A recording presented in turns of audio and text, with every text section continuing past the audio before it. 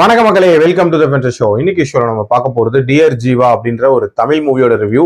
இந்த படம் பாத்தீங்கன்னா டைரக்ட் ஓடிடி ரிலீஸா டென்ட் கொட்டா ஓடிடி ஆப்ல ரிலீஸ் பண்ணிருக்காங்க.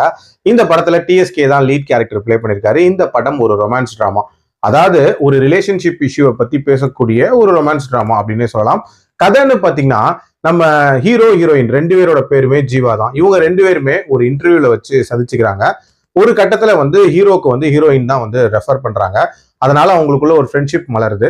அதுவே காதலா மாறுது. அந்த கல்யாணம் வரைக்கும் ரொம்ப ஸ்மூத்தா போகுது அப்படின்னே சொல்லலாம். கல்யாணத்துக்கு அப்புறமட்டு சில பிரச்சனைகள் அப்படின்றது அந்த ரிலேஷன்ஷிப்ல வருது. அதாவது நம்ம ஹீரோக்கு வேலை போயிருது.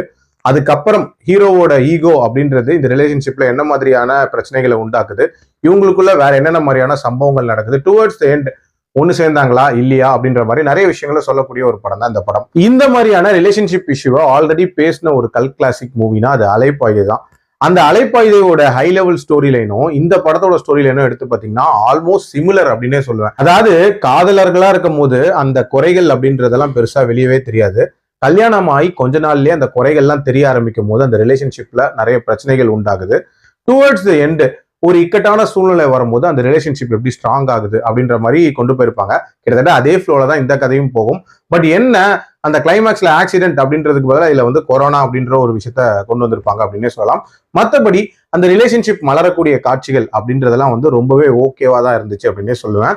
பட் அந்த ரிலேஷன்ஷிப்ல வரக்கூடிய பிரச்சனைகள், அதாவது டிஎஸ்கேக்கு வேலை போயிடும், அந்த ஈகோனால வரக்கூடிய சில பிரச்சனைகள் அப்படின்றது ஓரளவுக்கு நீட்டாவே இருந்துச்சு. இன்ஃபேக்ட் ஒரு மேல் சாவனிஸ்டாவே நிறைய இடங்கள்ல அவர் நடந்துப்பாரு. அதெல்லாமே கொஞ்சம் ஓப்பனாவே காட்டியிருப்பாங்க.